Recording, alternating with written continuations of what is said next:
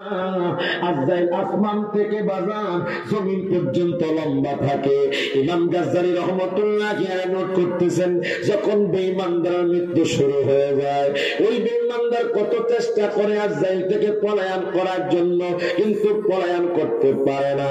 কত বাবাকে বলতে চায়, বাবাকে বলতে পারে না, মাকে বলতে চাই, মাকে বলতে পারে না, স্ত্রীকে বলতে চাই, স্ত্রীকে বলতে পারে না। নীরবে চোখের পানি ছেড়ে দেয় আর কয়, হায় গায় আফসোস, আমি যদি দুনিয়ার মধ্যে নামাজ পড়তাম, আমি যদি দুনিয়ার মধ্যে মিথ্যা কথা না কইতাম, আমি যদি দুনিয়ার মধ্যে সত্য কথা বলতাম, আমি দুনিয়ার মধ্যে সমালোচনা না করতাম, তাহলে আজকে আমার এই অবস্থা হতো না। যখন আজরাইল তার কাছে এসে যাবে বাজান, তার পা থেকে টিপে টিপে টিপে টিপে তার মুখ দিয়ে রূহটা কবজ করবে বাজান। এতদিন পর্যন্ত তাকে মানুষ রহিম বলে ডাক দিত, এতদিন পর্যন্ত বাজান বড় লোক ছিল, মানুষ দাম দিত।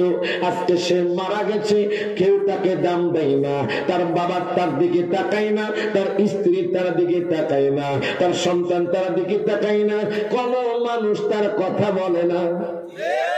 আপনি যখন চলে যাবে, আপনার স্ত্রী আপনাকে ভুলে যাবে। কিসের পিছে আপনি দৌড়াচ্ছেন বাজার? দুনিয়াবি টাকার জন্য পাগল হয়ে যাচ্ছেন, দুনিয়ার মধ্যে নারীর জন্য পাগল হয়ে যাচ্ছেন, আল্লাহর কথা ভুলে গিয়েছেন, মৃত্যুর কথা স্মরণ নাই। হায় হায়, যখন আপনি মারা যাবেন, আপনার স্ত্রী আপনার সাথে টাকা দেবে না, আপনার স্ত্রী আপনার সাথে জমি জমা দিবে না, আপনার স্ত্রী আপনার দিকে তাকাবে না, আপনার আত্মীয় স্বজন আপনাকে সাদা কাপড় পরাইয়া বাহিরের মধ্যে ফেলে রাখবে। কথা বলে, কথা বলে, আপনার কেউ আপন হবে না, আপন হবে আমার দয়াল নবী।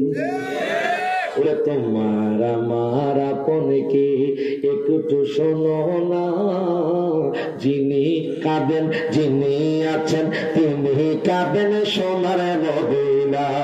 হাত তুলে কোন ফিকিরা, তোমার আমার আপনকে একটু শোনো না, যিনি কাঁদেন তিনি আছেন সোনার মদিনা।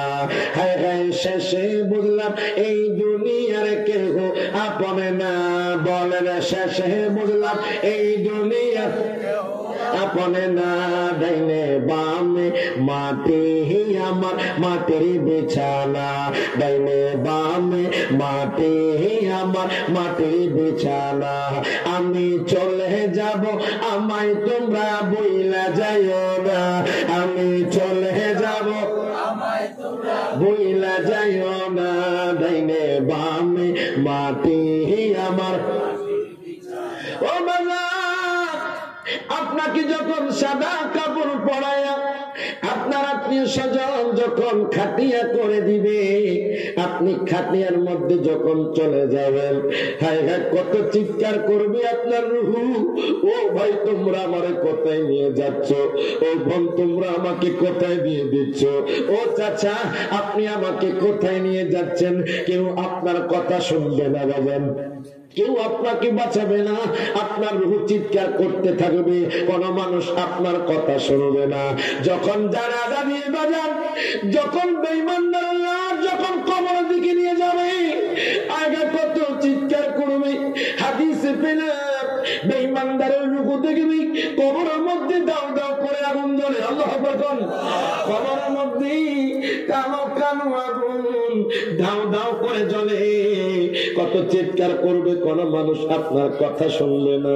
হায় গায় বলবেন, বাইরে আমার কবরে দিস না, আপনার ভাই তো আপনাকে দেখে না। আপনার যে ওই যে বদকার নেকি, বদকার বাজান যে রূহ আছে, সে চিৎকার করবে, কোন মানুষ তার আওয়াজ শুনবে না। আপনার আত্মীয় স্বজন যখন কবরে দিলেন, আনাস ইবনে মালিক রাদিয়াল্লাহু তাআলা আনহু قال رسول الله صلى الله عليه وسلم إن العبد إذا وضع في قبره وتولى عنه أصحابه أنه لا يسمع قرآن يالهم প্রত্যেক জবান করে হাত তুলে বলি আল্লাহু আকবার। আপনাকে যখন আপনার আত্মীয় স্বজন যখন কবরের দিকে নিয়ে যেতে থাকবে বাজান, হযরত আনাস বিন মালিক থেকে হাদিস কেনা বর্ণিত, মিশকাতুল মাসাবির মধ্যে আছে, আলেম ক্লাসে পড়ানো হয় বাজান, বাবু ইসবাত আযাবুল কবর চ্যাপ্টারের মধ্যে আছে, সহিহ বুখারীর মধ্যে আছে, সহিহ মুসলিম শরীফের মধ্যে আছে। হযরত আনাস বিন মালিক যিনি আমার দয়াল নবীর 10 বছর খিদমত করেছেন, হযরত আনাস বিন মালিক থেকে হাদিস কেনা বর্ণিত। আনাস বিন মালিক কয় আমার দয়াল নবী বলেন, কয়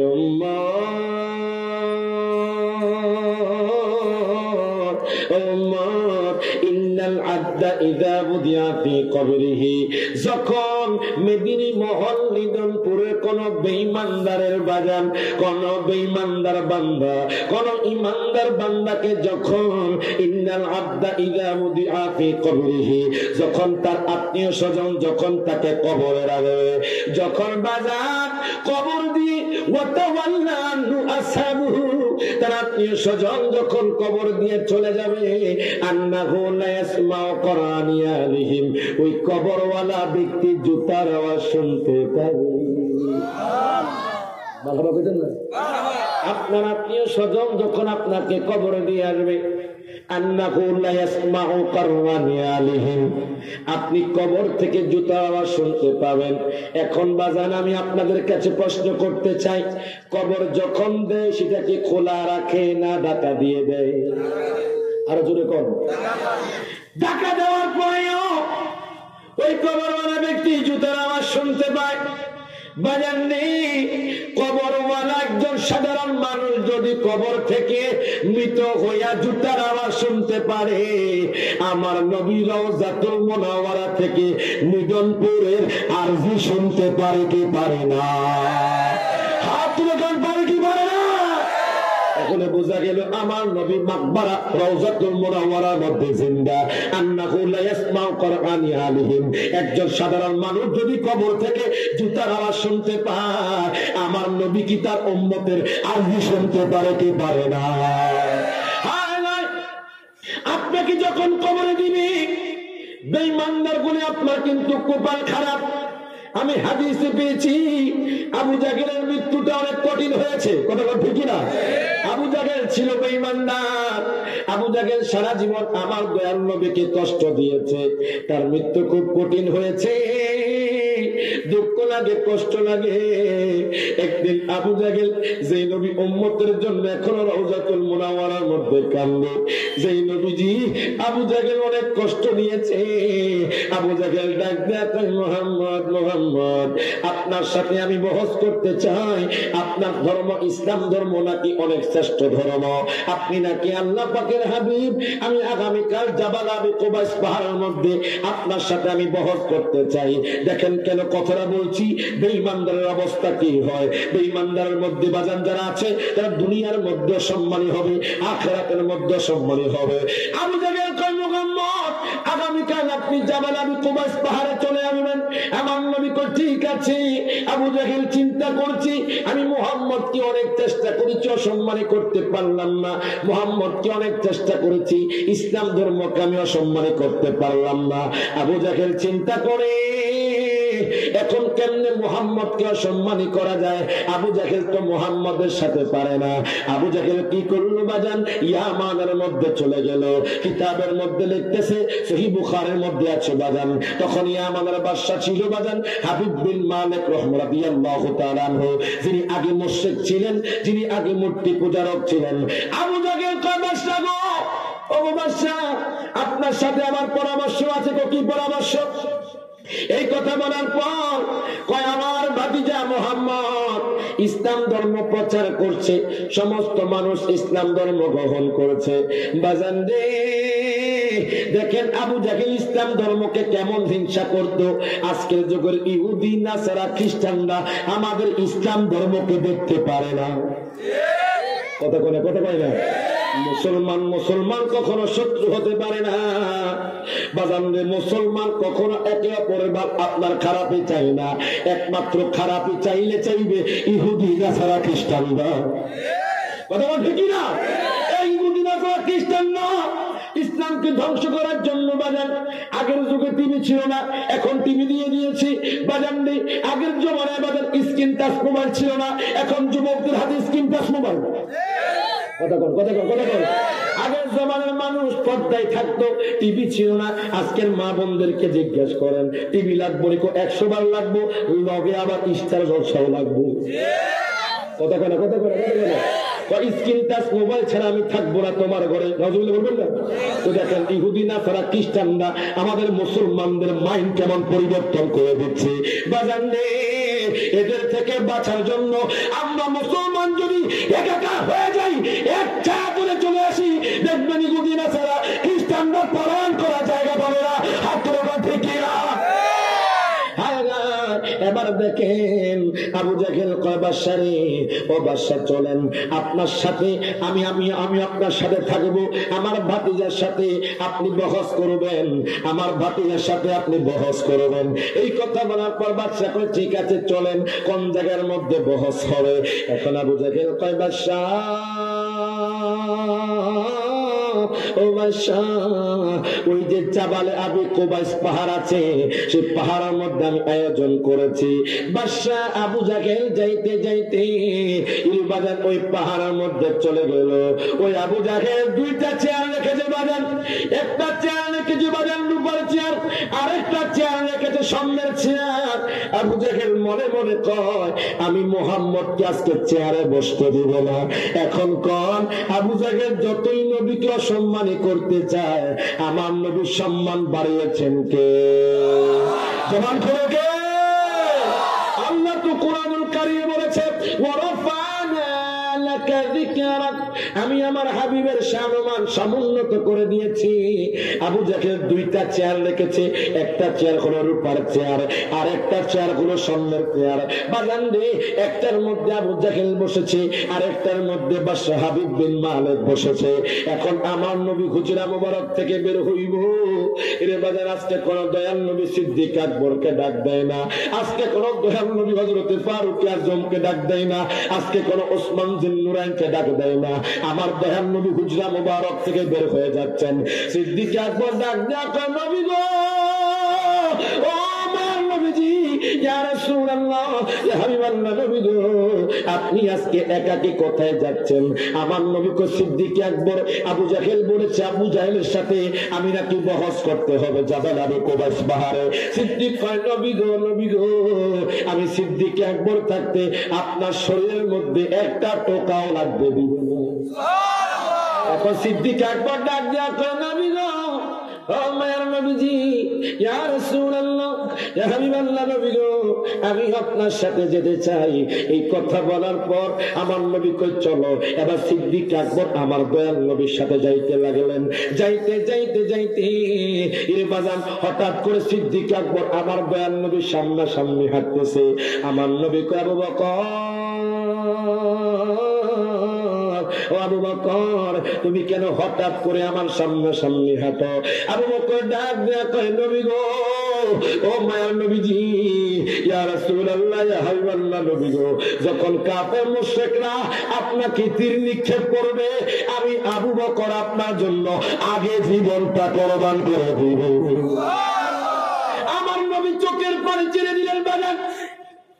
সিদ্দিক আকবর সামনাসামনি হাঁটছে, আমার দয়াল নবীজি পিছনে পিছনে। যাইতে যাইতে জাবাল আবি কুবাইস পাহাড়ে উঠে গেল। জাবালে আবি কুবাইস পাহাড়ে ওঠার পর ইরবাজান রূপার চেহারে আবু জাহেল বসে আছে, স্বর্ণের চেহারে হাবিব বিন মালিক বসে আছে।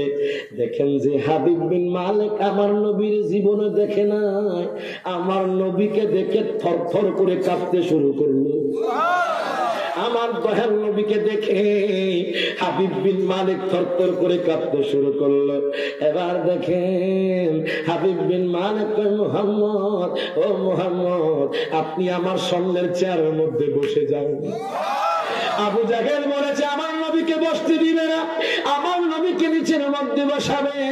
হাবিব বিন বিন মালিক কয় মুহাম্মদ, ও মুহাম্মদ আপনি আমার সামনের চেয়ারের মধ্যে বসে যান। দেখেন এবার আবু জাহেল তোর উপর চেয়ারে বাদশা দাঁড়িয়ে আছে। আবু জাহেল কয় কেমনে বাদশা দাঁড়ায়া থাকবো? ও বাদশা, বাদশা আপনি আমার উপর চেয়ারে বসে যান, আমি নিচের মধ্যে বসে যাব। মারহাবা। আল্লাহ কেমনে দেখে মুনাফিক কি অসম্মানী করে দুনিয়ার মধ্যে অসম্মানী। আবু জাহেল নিচে বসে গেছে বাদশার উপরে চেয়ারে, আমার দয়াল নবীর সামনের চেয়ারে। এখন বাদশা ডাক দিয়া কয় মুহাম্মদ, ও মুহাম্মদ আপনি নাকি ইসলাম ধর্মের প্রচারক, আপনি নাকি আল্লাহ পাকের হাবিব, আপনি নাকি মূর্তির ধর্ম মানেন না, আপনি নাকি মানুষকে মূর্তির ধর্ম থেকে ইসলাম ধর্মের মধ্যে আনেন। আমি আজকে আপনাকে পরীক্ষা করব, যদি আপনি পরীক্ষার মধ্যে পাস হন আমি বাদশা আপনার কাছে ইসলাম গ্রহণ করব। মারহাবা কইতেন না? হাবিব বিন মালিক বাদশা কয় মুহাম্মদ, মুহাম্মদ আপনি যদি আমার দুইটা প্রশ্নের উত্তর দিতে পারেন আমি আপনার কাছে ইসলাম গ্রহণ করব। আমার দয়াল নবী মুস্কি মুস্কি হাসে। আমার নবী হাসতেছে। আমার নবী কখন মনে মনে আমার নবী আমি তো সবই পারি। হাবিব বিন মালিক কয় মুহাম্মদ প্রথম প্রশ্ন হলো আসমানি প্রশ্ন, দ্বিতীয় প্রশ্ন হলো জমিনি প্রশ্ন। আপনি যদি দুইটা প্রশ্নের উত্তর পারেন আমি হাবিব বিন মালিক আপনার কাছে ইসলাম গ্রহণ করব। আমার নবী কয় বাদশা, ও বাদশা আপনার প্রথম প্রশ্ন বলেন। হাবিব বিন মালিক কয় মুহাম্মদ, মুহাম্মদ প্রথম প্রশ্ন হলো আসমানি প্রশ্ন। ওই যে দেখছেন আসমানের মধ্যে চাঁদ, ওই চাঁদটাকে আপনি দ্বিখণ্ডিত করতে পারবেননি। আমার নবী কয় বাদশা এই চাঁদ তো আমি নবী নূর থেকে সৃষ্টি। কয় বাদশা আসমান জমিন ফেরেশতা চাঁদ সূর্য চন্দ্র তারকা দেখছেন সব আমি দয়াল নবীর তরে সৃষ্টি। এই কথা বলার পর বাদশা কাকে দেখান আপনি দ্বিখণ্ডিত করান। বাজান তাফসিরে কবিরের মধ্যে আছে, আল মুআজামুল কবিরের মধ্যে আছে, হাদিসের কিতাবের মধ্যে আছে। আমার দয়াল নবী মায়ার নবী রহমাতুল লিল আলামিন নবী যখন শাহাদাতি আঙ্গুল যখন চাঁদের দিকে ইশারা করলেন চাঁদটা দ্বিখণ্ডিত হয়ে পাহাড়ের মধ্যে পড়ে গেল। মারহাবা কোন? আমার নবী যখন চাঁদটাকে দ্বিখণ্ডিত করলো আবু জাহেল কয় জাদুকর, জাদুকর নাউযুবিল্লাহ কর। আবু জাহেল কয় জাদুকর, এটা মুহাম্মদ করে নাই, মুহাম্মদ জাদু করেছে। সে দৌড়াইয়া পালায়া গেল। ইরবাজান আমার দয়াল নবী যখন আবার ইশারা করলেন চারটা আবার মিলিত হয়ে গেল। কিতাবের মধ্যে লিখতেছে বাদশা মনে মনে অর্ধেক মুসলমান হয়ে গেছে। যে বাদশার আনছে আমার নবীর হারানোর জন্য সে বাদশা অর্ধেক মুসলমান হয়ে গেছে। বাদশা ডাক দিয়া কয় মুহাম্মদ, ও মুহাম্মদ দ্বিতীয় প্রশ্ন শুরু হয়ে যাচ্ছে। আমার নবী কয় বাদশা, বাদশা আপনি প্রশ্ন করা লাগবে না, আমি আপনার প্রশ্নও পারি উত্তরও পারি। বাদশা কয় দ্বিতীয় প্রশ্ন শুরু। আমার নবী কয় বাদশা আপনি প্রশ্ন করা লাগবে না, আপনার প্রশ্ন পারি উত্তর পারি। এখন কোন আমার দয়াল নবী জানে কি জানে না? হাত তুলে কোন জানে কি জানে না? আমার কথা নয়, আল্লাহ তাআলা কুরআনুল কারীমে ঘোষণা করে দে। আল্লাহ বলেন আর রহমান আল্লামাল কুরআন খালাকাল ইনসান আল্লামাহুল বায়ান। মারহাবা কোন? আল্লাহ কয় দুনিয়ার মানুষ, দুনিয়ার মানুষ আমি আমার হাবিবকে কেমন শিক্ষা দিছি জানো নি? আল্লামাহুল বায়ান বলেন যদি মাদ্রাসা থাকে ফাজিল ক্লাসে তাফসীরে জালালাইন পড়া হয়, ওই তাফসীরে জালালাইনের মধ্যে আল্লামা জালালউদ্দিন সুয়ুতী যিনি আমার দয়াল নবীকে ৭৫ বার দেখেছেন, যিনি ২ লক্ষ হাদিসের হাফেজ ছিলেন, উনি নোট করতেছেন আল্লামাহুল বায়ানের তাফসীর করতেছেন। উনি কয় দুনিয়ার মানুষ, দুনিয়ার মানুষই আল্লামাহুল বায়ান মানে হলো মা কানা ওয়া মা ইয়াকুনু যা হয়েছে যা হবে আমার দয়ার নবী সব জানে। আর এক আয়াতে সূরা নিসার 113 নম্বর আয়াত আমার আল্লাহ তাআলা ঘোষণা করে দেন, ওয়াল্লামাকা মা লাম তাকুন তাআলাম। আল্লাহ কয়, ও দুনিয়ার মানুষ, আমার হাবিব যা জানতো না আমি আল্লাহ সব কিছু জানায়া দিছি। আমার নবী কয়, বাদশা, ও বাদশা, আপনার প্রশ্ন পারি, আপনার প্রশ্নের উত্তর পারি। বাদশা তো হা করে তাকিয়ে আছে, আপনি কেমনে পারেন? আমার নবী কয়, আমি কইতাম নি কয় আনান। আমার দয়াল নবী কয়, বাদশা, বাদশা রে, তোমার একটা প্রতিবন্ধী মেয়ে আছে, যে নবী এখনো ইয়ামানে যায় নাই, যে নবীর সাথে এই বাদশার প্রথম দেখা হয়েছে, ওই নবী বাদশার মেয়ে সম্পর্কেও জানে। এখন আমার নবী এই মেদিনী মহলের নিজামপুরের মানুষ খবর জানে কি জানে না? হাত লোকন জানে কি জানে না? আমার কথা হাদিসে মুবারকের কথা। নবী বলছেন, আন সাওবান রাদিয়াল্লাহু তাআলা قال قال رسول الله صلى الله عليه وسلم ان الله تعالى زوّل لي الارض فرأيت مشارقها ومغاربها او كما قال النبي صلى الله عليه وسلم। প্রত্যেককে জবানটা করে হাত তুলে বলি, ইয়া রাসূলুল্লাহ। হযরত সাওবান থেকে বর্ণিত, তিনি বলছেন, আমার মায়ের নবী বলে, ও উম্মত, ও মেদিনী মহলের উম্মত, শোনো, আমি নবীর জন্য আল্লাহ তাআলা সারা পৃথিবী ছোট করে দেন। আমি নবীজি পূর্ব থেকে পশ্চিম পর্যন্ত, শুধু মেদিনী মহল নয়, সিলেট নয়, পেঞ্চুগঞ্জ নয়, মৌলভীবাজার নয়, হবিগঞ্জ নয়, বাংলাদেশ নয়, পৃথিবীর উম্মত কি করে আমি নবী সবকিছু দেখি। মারহাবা করেন না? কবির মনোযোগ বাজা। আমার নবী কয়, বাদশা, ও বাদশা, আমি আপনার প্রশ্ন পারি, আপনার প্রশ্নের উত্তর পারি। বাদশা তো আশ্চর্য হয়ে গেছে। এখন বাদশা কয়, আমার মনের মধ্যে কি চলে? আমার নবী কয়, বাদশা, আপনার একটা প্রতিবন্ধী মেয়ে আছে, ওই মেয়েকে আপনি কত ডাক্তার দেখাইছেন, ওই মেয়েকে ভালো করতে পারেন না। ওই মেয়েকে আপনি কত কবিরাজ দেখাইছেন, আপনি ভালো করতে পারেন না। বাদশা রে, আমি নবী কইলাম আপনার মেয়ে সুস্থ হইয়া গেছে। মারহাবা করেন না? বাদশা চোখের পানি ছেড়ে দিয়ে কয়, নবী গো, আপনি কি বললেন? আমার নবীকে আমি ঠিকও বলছি, আপনি বাড়ির মধ্যে যান। বাদশার 1 মিনিটও দেরি করলো না। বাজার গোড়া নিয়ে যাইতে যাইতে যাইতে যাইতে ওই আমাদের মধ্যে বাজার তার রাজ দরবারে চলে গেল। সৈন্যরা যখন দরজা খুলে দিল, বাদশা ঘরের মধ্যে প্রবেশ করার পর হঠাৎ করে কেউ জোরে বলে, আব্বু গো। বাদশার চোখ দিয়ে পানি পড়ে, দরজা খুলে দেখে তার মা, তার স্ত্রী, তার মেয়ের সামনে দাঁড়া। বাজান ওই মেয়েও দাঁড়ানো, তার মেয়ে দাঁড়ায়া দাঁড়ায় কয়, আব্বু গো, শোনেন শোনেন, আপনার মেয়ে পরিপূর্ণ সুস্থ হয়ে গেছে। বাদশা কয়, সন্তান নেই, সন্তান তুমি কেমনে সুস্থ হয়েছ?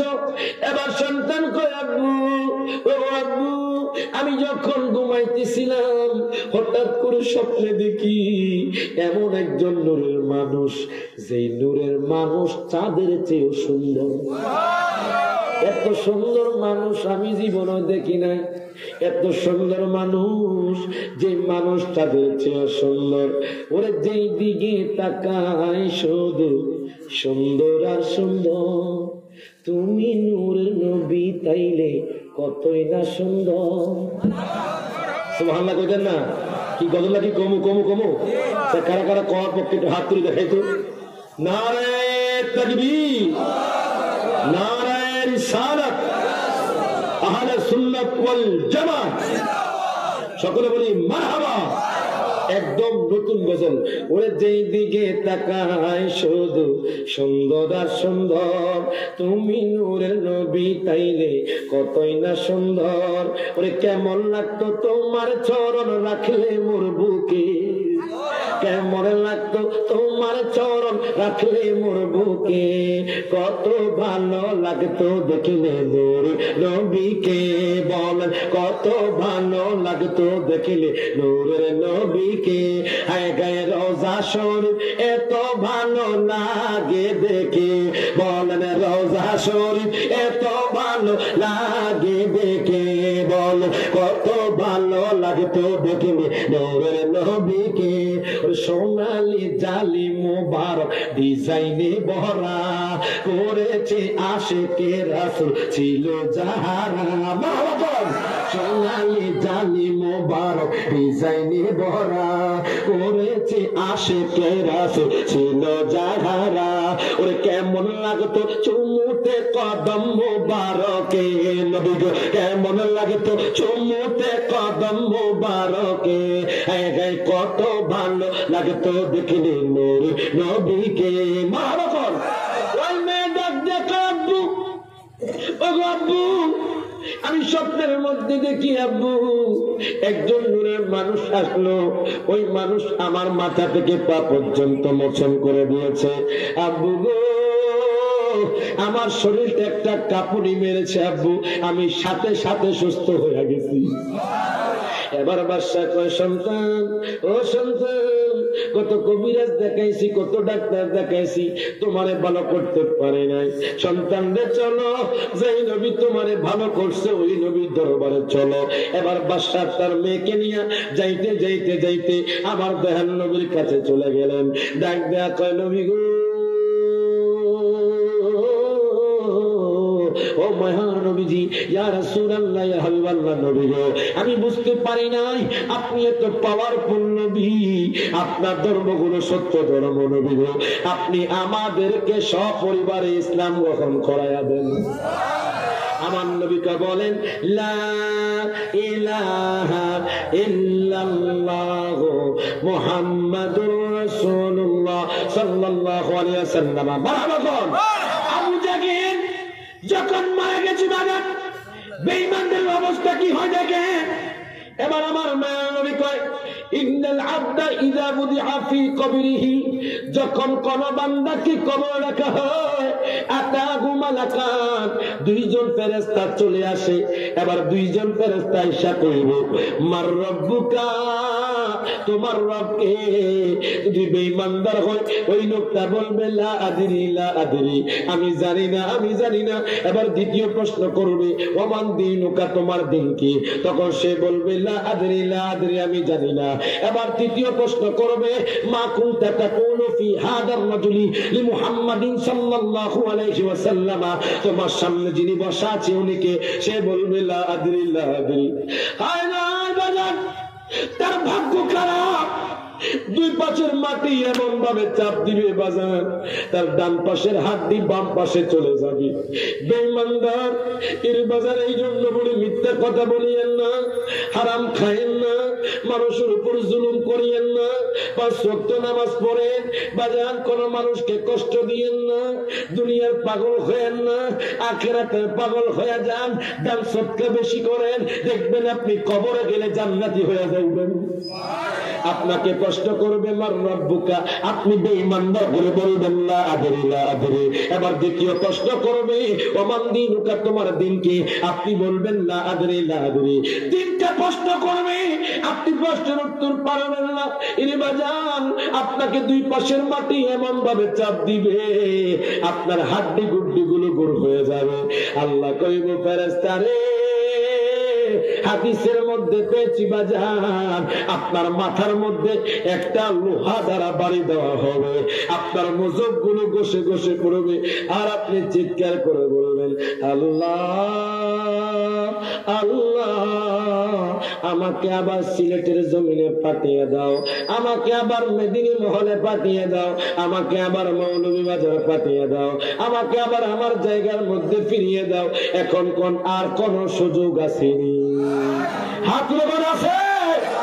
এই জন্য বলি দুনিয়া থাকতেই আপনি আপনি হালাল পথে চলেন, আপনি মিথ্যা কথা বলিয়েন না, মানুষের সমালোচনা করিয়েন না বাজান, হক পথে চলেন বাজান। হক পথে যদি 1 টাকাও কামান, দেখবেন আপনি অনেক শান্তি পাবেন। অনেক কোটিপতিকে জিজ্ঞেস করলাম আপনার কি অবস্থা, ও হুজুর শান্তি নাই। আমি মনে মনে কই আপনি হারামের টাকা খাইয়া কেমনে শান্তি পাবেন? হাত লাগা ঠিক না বাজান। রিক্সাওয়ালা বাজান প্যাডেল মারে, সিএনজি চালক কষ্ট করে সিএনজি চালায় বাজান, আর খেত খামারে মানুষ কাজ করে বাজান, কষ্ট করে রুজি করে, তারা হালাল পথে খায়, তারা অনেক আরামে থাকে। যারা হাজার হাজার কোটি টাকার মালিক, দেখবেন তাদের ঘরে শান্তি খুবই কম। কথা ঠিক না? কবরে গেলে বাজান কত কঠিন শাস্তি হয় দেখে। এবার আপনার মাথার মধ্যে একটা বাড়ি দেওয়া হবে, আপনার মাথা থেকে মজক ঘষে ঘষে পড়বে। এর বাজার হঠাৎ করে জাহান্নামের দরজা খুলে দেওয়া হবে, আপনাকে আগুনের মধ্যে পড়বে। কালো কালো আগুন, যে আগুন দুনিয়ার সাথে মিলবে না।